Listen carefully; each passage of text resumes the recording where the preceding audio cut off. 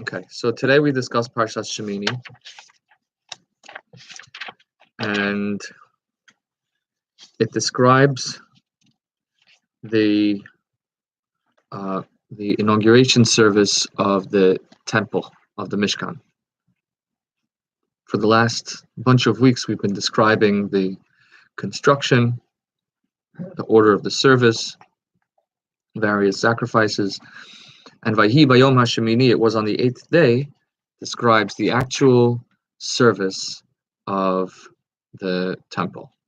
Okay, I'm sorry, the actual inauguration, the beginning of the service. So, I want to take a step back for a moment and think about truth with a capital T. And that will give us insight into one episode in today's Torah reading. So the reading of Parashat Shemini is in the Chumash on page 443. It's Leviticus chapter 9, and it goes through the whole portion that is this week's Torah reading. Goes through Leviticus chapter 11 until the end of verse 47. Okay. So truth with a capital T. Something that I've been thinking about lately is how do we reconcile the idea of truth in a religion, in Judaism, with truth that exists in other faith traditions and other teachings that also claim to have the truth. So I want to start out with, first of all, one just Talmudic teaching says that the idea of truth is something that is consistent and universal. So one example of that is that in Talmudic language, a river that flows, like a seasonal river, right, is considered a false river, not a true river. If it travels, if it stops even once in 7 years, if it dries up even once in 7 years, it's not called a real river, it's called a false river. How do we, so this again gives me this context. The truth is something that must be universal. It must be universally applicable. And if it isn't, if I believe that I have the monopoly on the truth, then it puts into question the degree to which that thing can be called true. Yeah, you hear me? So monopoly? If I suggest that I have a monopoly on truth, that I have a monopoly on the truth, that calls into question the degree to which that truth can be called a truth. Because if it isn't something that is universal, if it isn't something that is true across the board, and that is accessible to anyone, and that is relevant to everyone, then it can't be true. Give me an example. If something is true, I mean, there are people who believe the earth is flat. So does it mean to say the earth is round isn't true? It does, yes. Yes, the notion of the world being flat or round is provably, first of all, it's provably false that the world is flat, and it's not a subjective or individual truth. It's not. There's no one who can say my truth is that the world is flat. My truth is that the world is round. Right? That is an incompatible statement. I'm not sure what the correct term is for what you would call that statement. It's an inherently problematic statement to say my truth is that the world is flat, because anyone can observe the world, and anyone can see the photographs of the world being round. Right? It's something that is true to everyone who observes it. There's no difference of perspective here. Okay. Now, let me just say that there is necessarily the idea of falsehood and truth, right? That's, I think, a prerequisite for this discussion, is that there is such a thing as falsehood. There is such a thing as truth, right? But falsehood will be, for every situation, a different lie. Truth will be the same truth, will always be truth. There are many possibilities as to a falsehood. There is only one possibility as to a truth. Yeah? So far, what did we say? If a person claims that they have a monopoly on truth, then it calls into question the degree to which that statement can be called true. There are many falsehoods. There is only one truth. Yeah?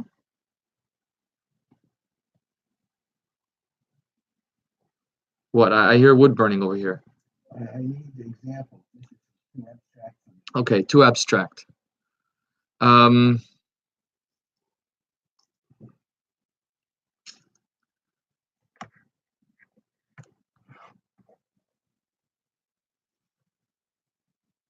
What?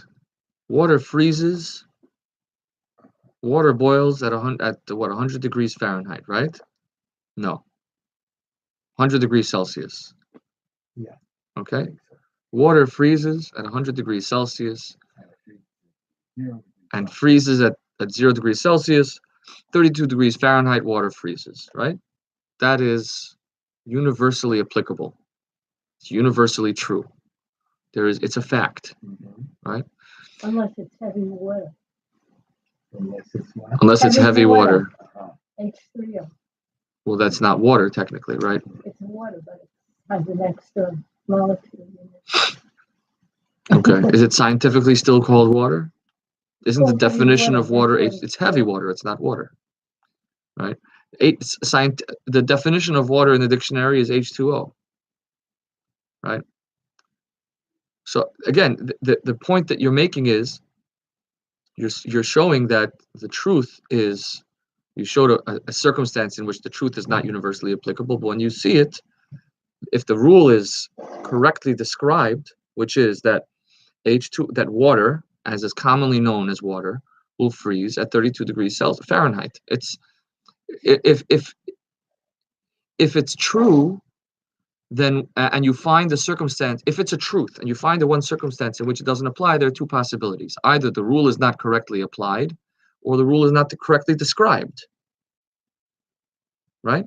This is what I'm saying. However, when we come to spiritual truths, it's a little bit harder to apply the same intellectual rigor for truth. But in a sense, spiritual truths are the most true, because an abstract idea is going to be more universally applicable, right? Meaning we have with regards to water freezing, we have a very limited specific truth, right? You might say, though, that there is a larger truth that is expressed in this idea, which is that the environment has an effect on the things found within it. Yes? This is a truth. The environment has an effect on the things found within it. Right? And I think that we could say that it's a universally applicable truth. Changes in the environment will, to one degree or another, have an effect on the things found within it. Well, it will affect the change in the things found within the environment. Okay, so another example of expanding, I guess, a universal truth. And that's a spiritual truth also, right? Okay.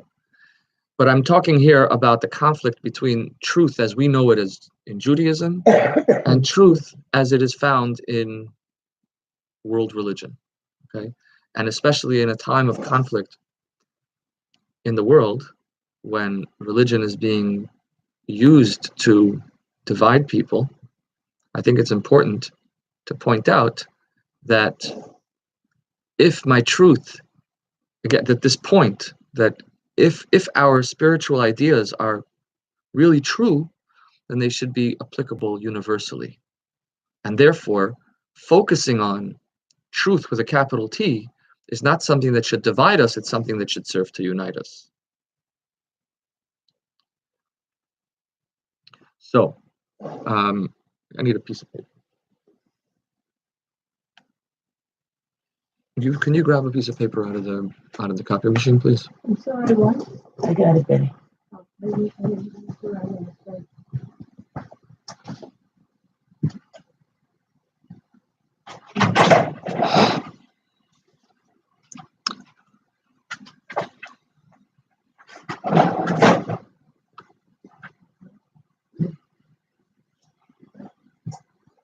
Thank you so much. Nicely read. And I'm ready to see what I see.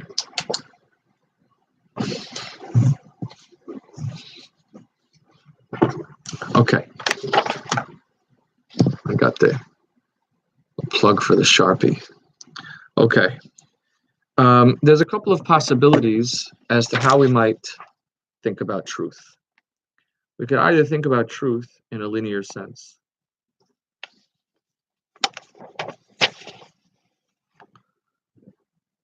Okay, we have Judaism here, and we have our path in the truth, right? We have medicine here, the path to the truth. Or let's talk world religions. Native Americans here, their path to the truth. The Arab world here, their path to the truth, right? Yes? Okay, so this is one way of talking about different paths in the truth. Another way of talking about paths to the truth is we have the truth here, okay? And then we have Judaism's path from the truth. We have science's path from the truth. Native Americans' path from the truth. The Arab world's path from the truth. The Christian path from the truth. Right? Because Christianity is a branch of Judaism, right? And then you have maybe call it Islam over here, right?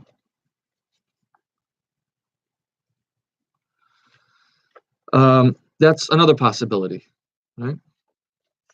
Then you have yet another possibility, which is that truth is over here, right? And you have Judaism's path to the truth,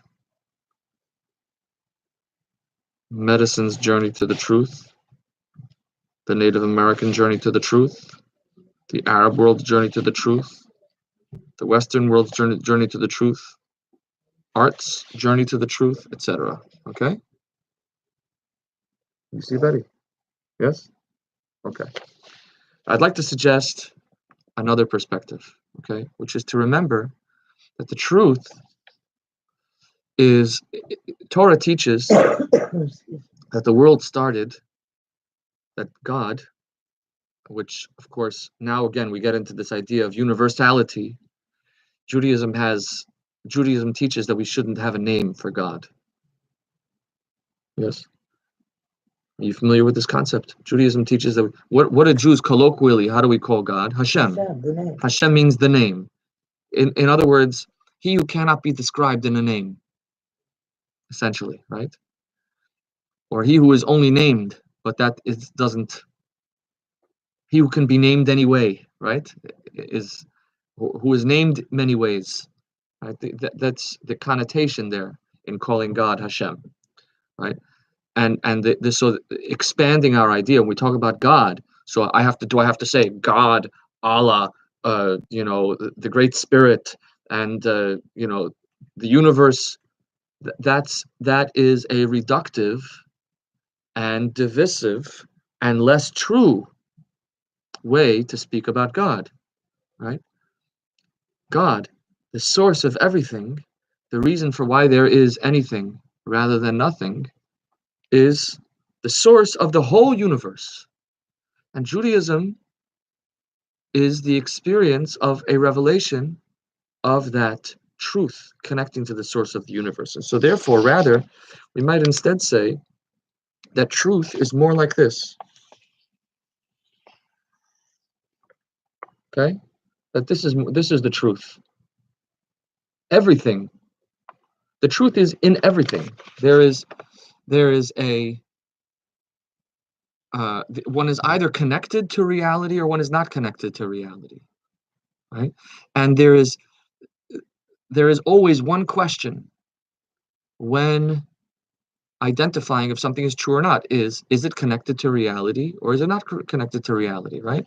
And so thus it's always going to be everything. Truth has to be everything, right?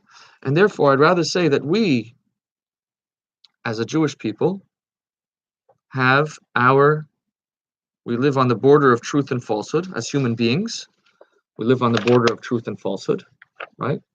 And we have our insight into the truth. Yes? And then Native Americans have their insight into the truth. Artists, users of psychedelic drugs, I'm not joking at all, have their insight into the truth.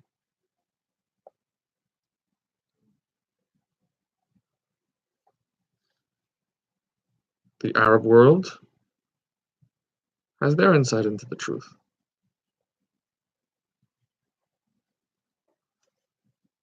The Christian world has their insight into the truth. Who else? World of science has its insight into the truth. You see? And so each person has a choice to be existing on the border of truth and falsehood.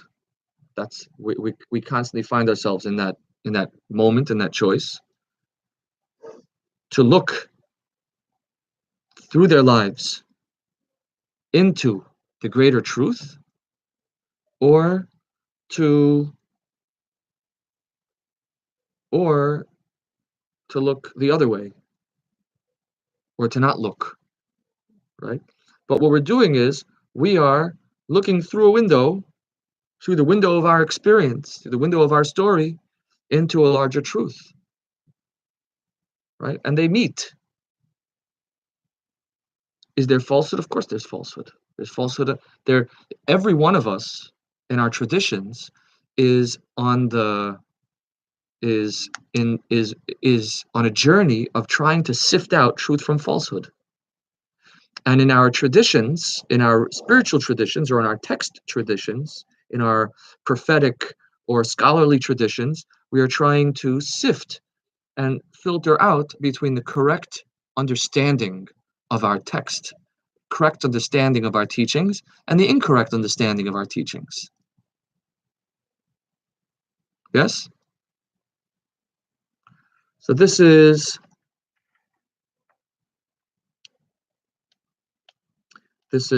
what I think about truth. Now, here's the thing about truth then. The thing about truth then is that we only are able to apprehend the truth, to see the truth, through the lens of our experience. Right? How do we know the truth? How do we come to the truth? Well, we have to be standing where we are, and we have to open our eyes and see the truth, see that which there is to see, not look the wrong way, but look the right way. But it has to be from where we're standing. We can only correctly see anything if we are looking at what's in front of us. And therefore, the journey to the truth will be through the lens of our experience, through the lens of what we have at hand. Yes? What about some people who, if someone in authority tells them something, will take it as truth, whether they've had experience with it or not? Right. So we can, there is, there are two kinds of truths, okay? I'll say like this. There is a truth that is objective, and then there is a truth that is subjective, okay? From a spiritual standpoint, from a worship, religious standpoint, we're really only concerned with the subjective. At least Judaism, I would say, is primarily concerned with the subjective, meaning that God is one is not the point. The point is that Israel should hear that God is one, that it's a truth that I should absorb, and that it should become true in my life, and that I should work on making my life reflect that truth, right? So to your question about if I hear something from a spiritual teacher or person of authority, Judaism would say that's not enough, because where it matters is what happens after you heard it. So to answer your question, even hearing something from a teacher is an experience. Okay? So what did we say so far? If I have a monopoly on the truth, it calls into question how true that thing can be called, right? Because truth should be universal. Second of all, there are many possibilities of falsehood. There's only one truth. Now I'm adding to that, which is that we are able to perceive the truth only by looking accurately at our experience, which includes the teachings that we have at hand. And of course, the teachings grow out of our experience. Now, what about revelation? Right? The Torah, we're taught, was a revelation to the Jewish people, right? Note the first of the 10 commandments. I'm the Lord thy God who took thee out of Egypt. And so God is there telling us, I am the Lord thy God. I am the God of everything. But I'm going to speak to you now through your experience. Because the way in which a human being will come to truth must be through their own experience. Yes?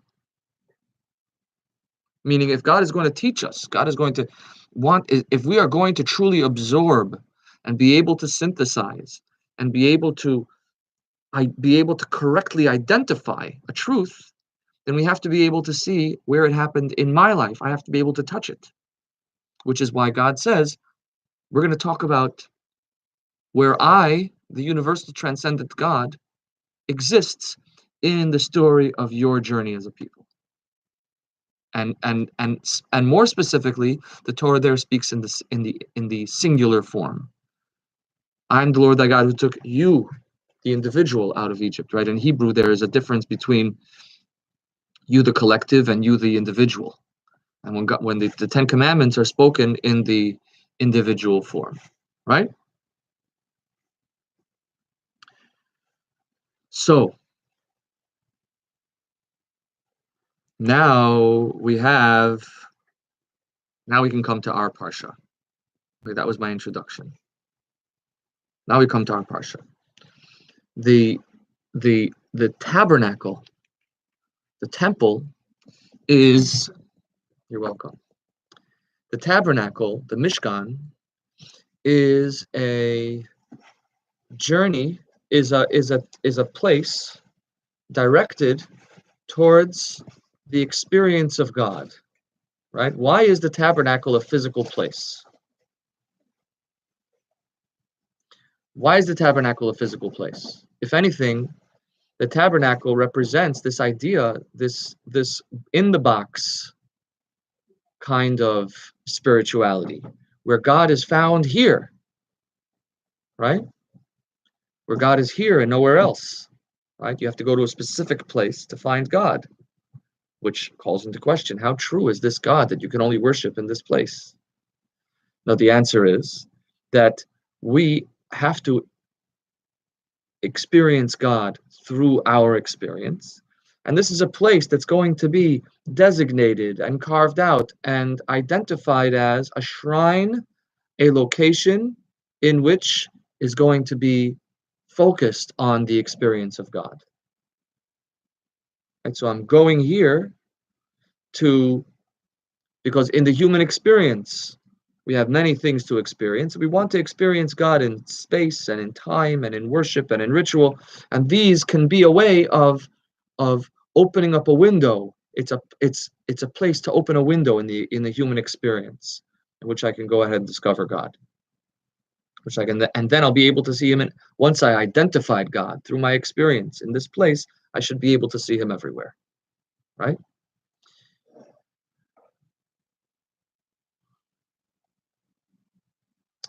At the inauguration of the temple, we have a story here, chapter 10, Leviticus chapter 10, page 445.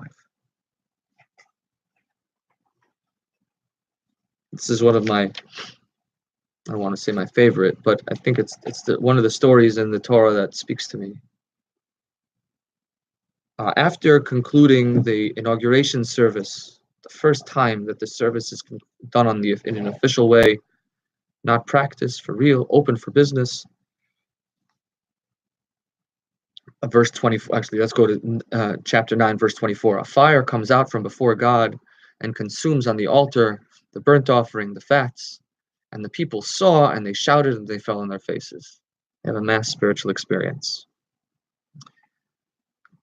Chapter 10, verse 1. Vayikhu v'nei Aharon Nadav v'Avihu ish machtaso. Nadav and Avihu each took their fire pan. Vayitnu v'hain eish, and they placed fire upon it. Vayasimu aleha ketoras, and they placed incense upon it. Vayakrivu lifnei Hashem, and they brought before God eish zara, a strange fire, asher lo tziva otam, that was not commanded them. Vatetze eish milifnei Hashem, a fire came out from before God, or before the one whom we name as God, vatochal osam, and it consumed them, vayamusu lifnei Hashem, and they died before God. So,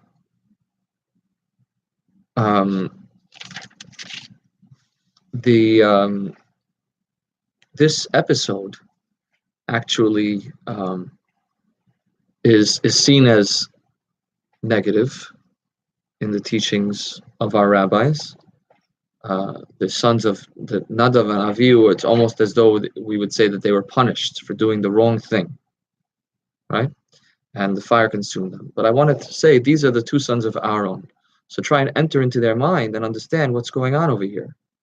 These two sons of Aaron are getting it. They're getting the message of what the tabernacle is all about. That the truth can't be confined by rules. The truth is a transcendent thing. And it's everywhere and everything. And so they are overcome with passion and with excitement about this idea. And they go and light incense. They light a fire and incense. And the fire and the incense, I think, symbolizes these two ideas. Number one, the fire is all consuming. And the incense is all embracing. Right? The incense it changes the context in which you find yourself. Right? You have now you find yourself within the cloud of the incense that embraces and consumes all. And so this then is they're reflecting this idea of the universality, and what happens to them is that they're consumed by the fire and they get their wish. They die, which is to say, they are no longer confined by the specificity of their body. They become subsumed into the transcendent oneness of the universe. What you might say that what happens, looking back at our diagram, what happens is they left the point of their experience. They departed from the specific place of their experience, and they entered into this transcendent oneness. And over here, they're no longer, and thus they can no longer be said to be found in their specific human bodies. They're now they became one with the universe. That's right. That's death. One with the universe. Gathered unto his people. The tragedy is that their physical experience ends, which is why we call it a death. Why was the fire strange? It was strange because it wasn't commanded of them. It wasn't commanded them. They were not commanded to bring it. It wasn't part of the rules. Mm-hmm. And so that idea that, why does religion have to be organized? Why does it have to be about rules? Why does it have to be about specific things? Is true. But the point is that we are supposed to look through the lens of our rules and experience that is personal to us, that we know very well, and see through it into the transcendent oneness of the universe. And what they went and did is they identified with the transcendent oneness of the universe, and they lost sight of the specificity of their experience, of their specific personal experience.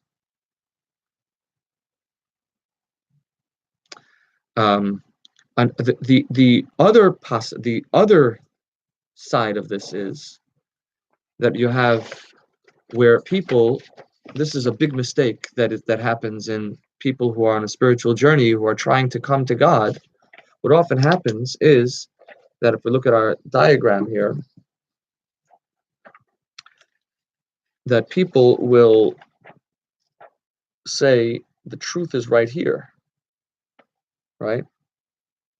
And so they'll look down at their feet as they stand on the border of truth and falsehood, and they'll look down at their feet and they'll obsess over their specific experience without realizing that the purpose is to look through their specific experience into the transcendent oneness.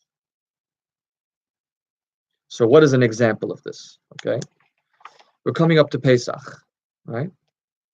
And Pesach is an experience that is specific to the Jewish people. It's the story of our birth as a nation.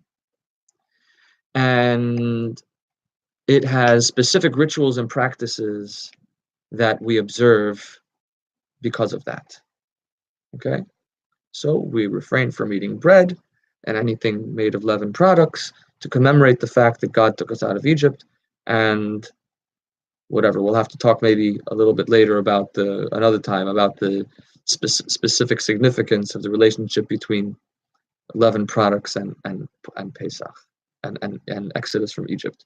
But nonetheless, the point is that the Exodus from Egypt is a story, is an experience. The rituals of the Seder and the practices at home, cleaning the house for Pesach, are rules. And what people are often doing is they're obsessing over the minutiae of the experience of the story. What happened? When did it happen? How did it happen? Is it historically true? Which I could understand how those things would be an obstacle. How large does the matzah have to be? How much matzah do you have to eat? How large is a crumb of chametz, of leaven? Is that considered? What is, and we can obsess over the rules and the specifics of the story, forgetting that the story is meant to be a teaching, an exposure to the idea that God works wonders in my life, and that I am called. The birth of a nation means that I, along with a group of other people, am called to a destiny. and that destiny means that I have the power to make that I'm no longer a slave. I'm no longer the product of my circumstances, but that I am free to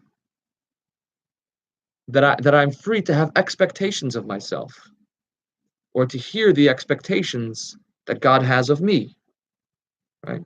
So now I've gone from the specific experience into the universal truth.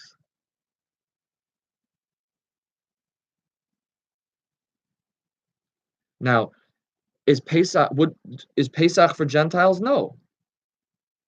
But is freedom for Gentiles? Yes. Will they understand the principles of freedom through Pesach? Probably not, because it's not their experience. The Native Americans won't have the story, the teaching of Pesach. But the idea that a person is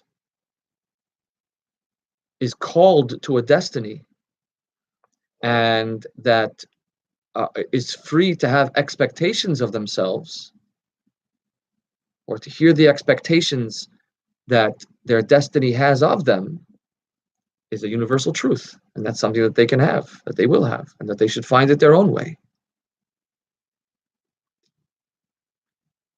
Sometimes we hear that truth. So this is another thing. What happens is sometimes is that Jewish people are tempted to say that I hear another faith tradition referring to a truth that we know as Jews. So we'll say, oh, they took it from us, right? Which may or may not be true in the context of Christian thought. Certainly, there's a basis to say that the roots of Christian theology is in Judaism largely. But that doesn't matter, because ultimately they will have come to it. They will have come to these teachings through their experience. And since God is everywhere and for everyone, they will,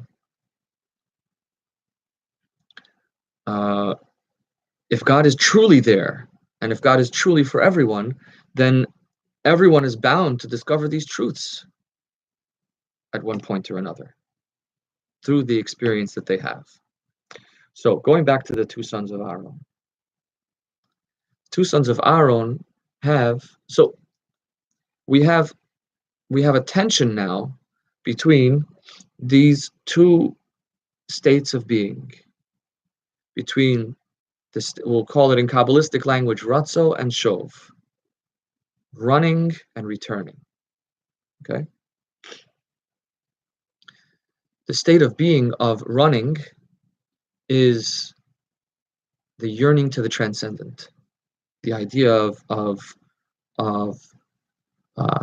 thirsting for the greater truth, inspiration, right?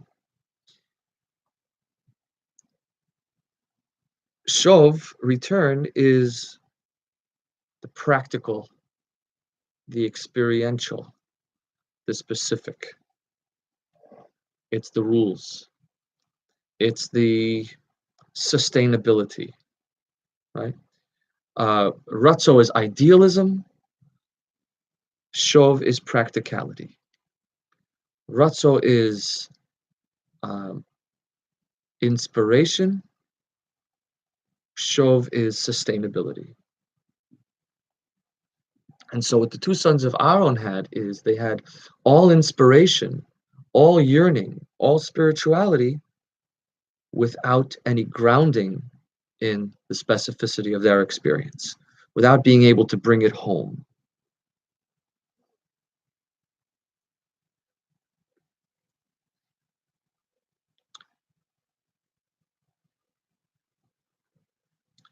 So,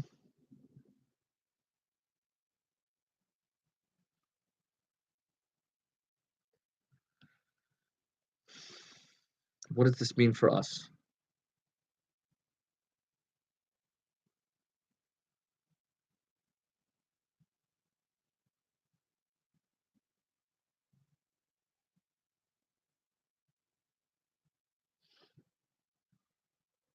what I think this means for us is that we have to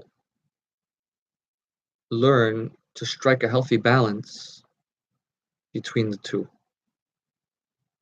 between the reality, the grounding of our experience, and to use the grounding of our experience to see the great oneness.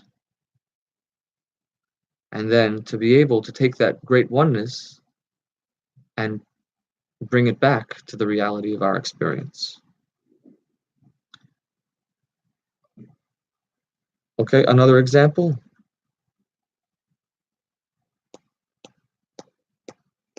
Shabbos is another example.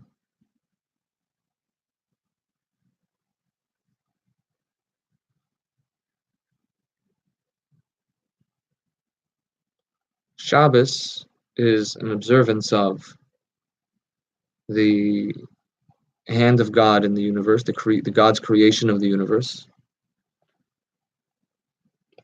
And again, this idea that there is a covenant, an expectation that the Jewish people are called to in our worship of God and in our service in the universe, and that we're here to improve upon the world, make it a better place.